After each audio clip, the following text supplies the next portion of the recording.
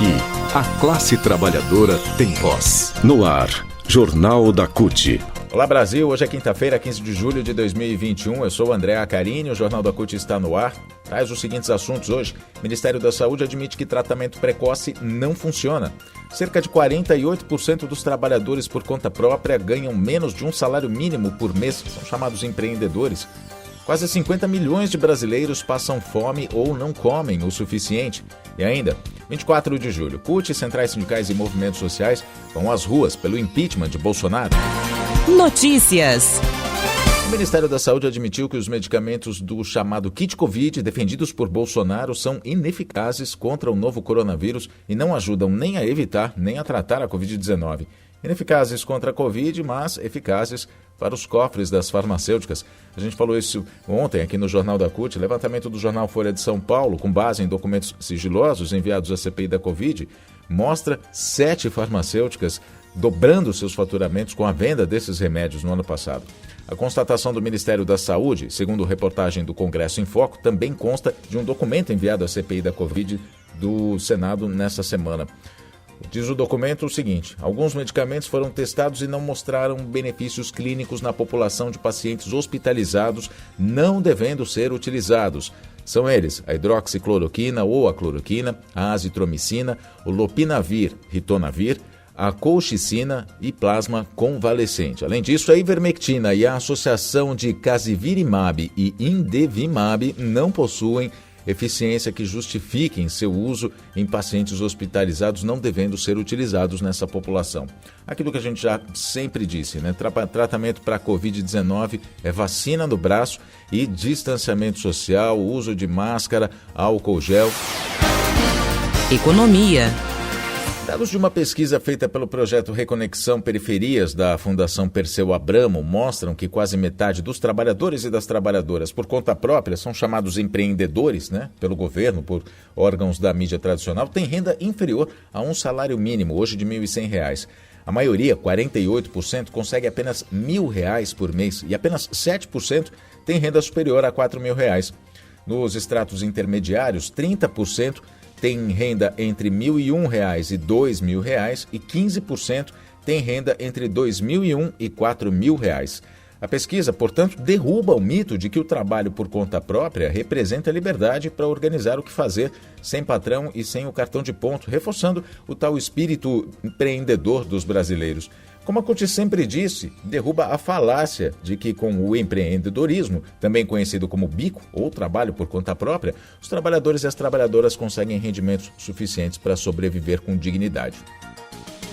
Entre 2018 e 2020, portanto, com o governo Bolsonaro, 7,5 milhões de pessoas passaram ao menos um dia inteiro sem se alimentar. É o que se chama de insegurança alimentar grave. E quase um quarto dos brasileiros, 23,5%, passou por insegurança alimentar moderada, que é dificuldade e restrição no acesso a alimentos, ou seja, não consegue fazer 3 refeições por dia. Isso dá ao todo 49 milhões e 600 mil pessoas nessas duas situações.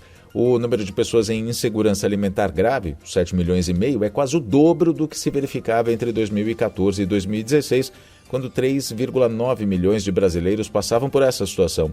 Os dados são do relatório O Estado da Segurança Alimentar e Nutricional no Mundo, elaborado por 5 agências da ONU, as Organizações das Nações Unidas para a Alimentação e Agricultura, chamada de FAO, pelo Fundo Internacional para o Desenvolvimento Agrícola, FIDA, pelo Fundo das Nações Unidas para a Infância, UNICEF, pelo Programa Mundial de Alimentos das Nações Unidas, PMA, e pela Organização Mundial da Saúde, OMS.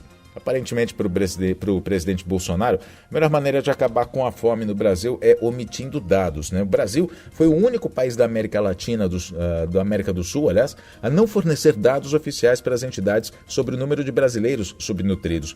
Parece ser a mesma estratégia que Bolsonaro pretendia usar para combater a pobreza e a desigualdade, impedindo a realização do censo, ou para combater a Covid, deixando de disponibilizar dados consolidados em nível federal. O apagão de dados promovido no governo Bolsonaro não é capaz de apagar a realidade, no entanto.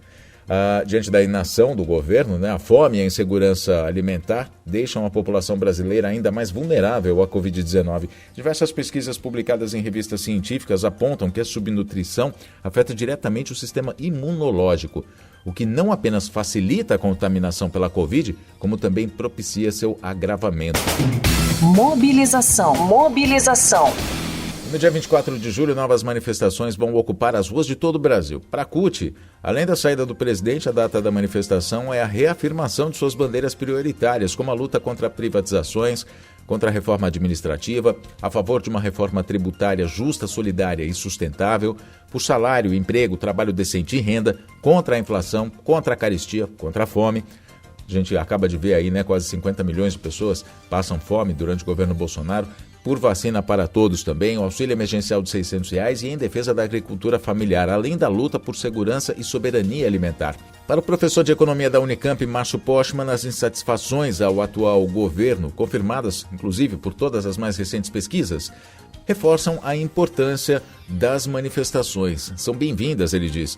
Bolsonaro está ficando isolado, por isso é positiva a percepção de que é a hora de ganharmos forças, de todo mundo que está insatisfeito ir às ruas, mesmo com pessoas de partidos do centro e de direita, que também querem defender ao seu modo a democracia. É um momento de fortalecimento do movimento de oposição ao atual governo. Essas são as palavras de Márcio Postman, se referindo inclusive à adesão, digamos, de partidos de centro e de partidos de direita, inclusive, que já participaram das outras manifestações no dia 29 de maio, no dia 19 de junho, também no dia 3 de julho, pelo impeachment de Bolsonaro. A insatisfação, como o Márcio Postman acaba de dizer, é geral contra o presidente e as manifestações são propícias. O Jornal da CUT fica por aqui. Mais notícias no cut.org.br, é o portal da CUT. Nas redes sociais, CUT Brasil, no Instagram, no Twitter, também no Facebook e no YouTube. Muito obrigado pela sua companhia. Nos falamos na próxima edição. Até lá!